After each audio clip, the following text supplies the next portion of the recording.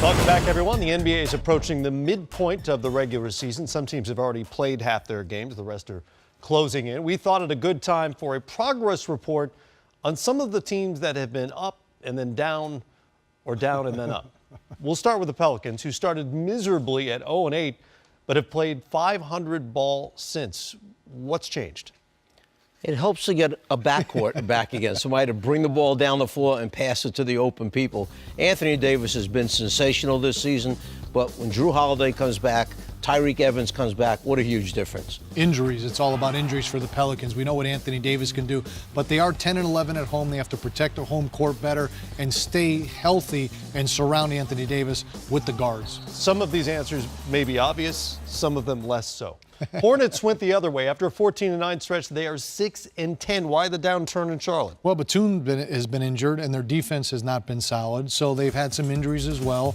The scheduling maybe a little bit, but at the end of the day, their defense has to tighten up. We know Kemba Walker can take over games, but they need everyone. They lost some players from last season, and they're still trying to find a stronger bench. And I think, in all honesty, they played way above what everybody expected of this team. Steve Clifford and the staff did a great job of getting this team out of the gates early on. They had great belief. Kemba Walker was on a roll in the beginning of the year. Yeah. They've been involved in a lot of close games. They won a couple, then they lost a couple that were close. But that 14-9 start, they were in first place in the division for a while. So you're saying the 6-10 is closer to real? Maybe a little bit better than that. Maybe a little better. All right.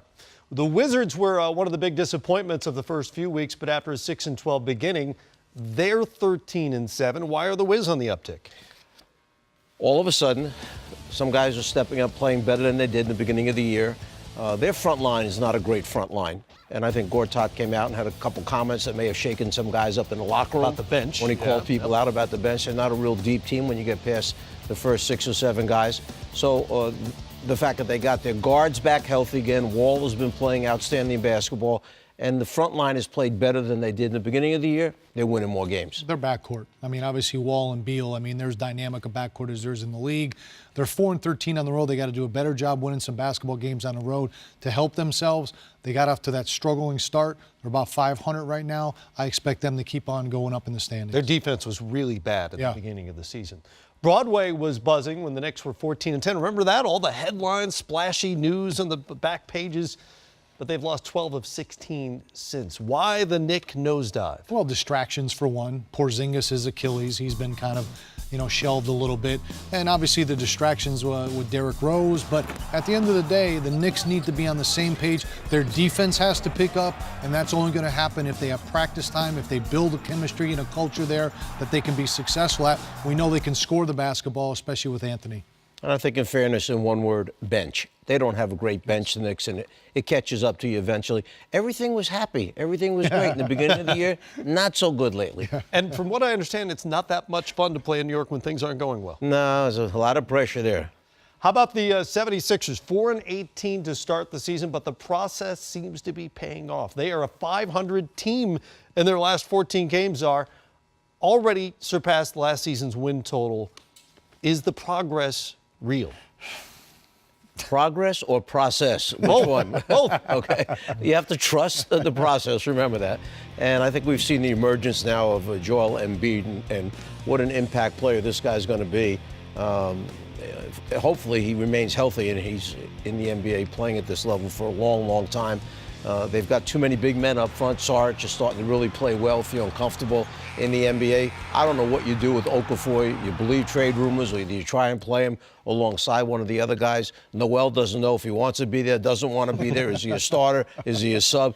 But one thing, if you give this team a couple guards, they're going to be something else in the next year or two. Well, and let's not forget, Ben Simmons is sitting on the sidelines Still right hasn't now. played, I mean, right. It makes everybody better. The thing I respect about Phil, they play hard. And when you watch them play now, they're playing with a little more swagger, a little bit more confidence because their talent level now is better. Obviously, Embiid is a player. He shoots the ball well, he scores, he rebounds, and only playing 25 minutes. Right. Like Coach said, he needs to stay healthy. They're going to continually monitor his minutes. But I'll tell you, they have some nucleus there. Brian Colangelo will clean that roster up with some pieces, get some guards, and get some bench. But, hey, we haven't been talking much about Philly in a good way in the last several years. It's nice to see the fans there behind him a little bit and getting some tough wins. Embiid's per-minute numbers are crazy. And the Sixers are they're interesting. Crazy, yeah. Right? I mean, they're interesting. Fun to watch. They're probably not going to make the postseason, but they're an interesting team. And for a young player, his patience in the post is impressive. He doesn't rush. He takes his time. He has size. And coaches, we were talking before, again, he shoots the ball so well. He shoots it so well. 78% from the line, 37 from three. You can't teach that. He has a nice skill set. His feel and his footwork for a guy who hasn't played that much basketball over his life, very good. Pretty amazing. On the other coast, the Lakers had one of the surprising early starts at 10-10. That was a fun time, right? Yeah. But they're 5-18 since. Which mark is closer to reality? Probably somewhere in the middle, I think. I think they got off to the hot start. People got excited about it. The thing is, they do have a nucleus. When you have a young team, inexperienced, obviously consistency is a problem because you're trying to develop these guys. But, you know, Lou Williams gives them some veteran leadership. Luol Deng and things. Nick Young has played well for him. But at the end of the day, the future of the team is Russell, Ingram, Randall, those guys, Clarkson. Those are the young players that need to develop this year. Yeah, Deng did not come out of the gates the way I think they were hoping. Right. They wanted him to provide the leadership, but also be able to play well. They were the Charlotte of the Western Conference, playing better at a higher level than everybody thought they were going to play. That injury to D'Angelo Russell really hurt them. That was a big piece, and he was playing very well just before he went out. So it just takes time with a young team, but they like the organization in the beginning, they like their head coach, and they play hard. Finally, the Minnesota Timberwolves, back-to-back Rookies of the Year, a new head coach there. Now nearly a 500 team after a 6-18 start.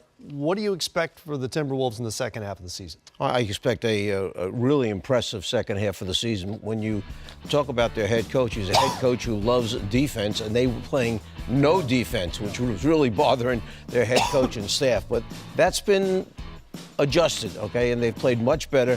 The last week or two, Karl Anthony Towns has played out of sight, okay, as far as taking over and trying to carry this team on his back.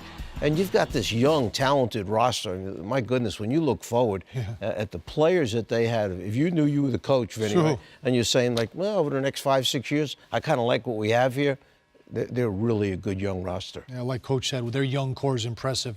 Obviously, Towns, Wiggins, Levine. You know, I think this kid Chris Dunn's going to be a really good player. But at the end of the day, young teams struggle to execute in the fourth quarter. Minnesota's lost a lot of games in the fourth quarter, giving up big leads, and that over time, those are going to turn into wins, and then the talent's really going to show. But the inexperience has showed so far. I agree with Coach. Second half, get some of that experience under your belt, some more practice time with Coach Tibbs, and see where they are in the second half.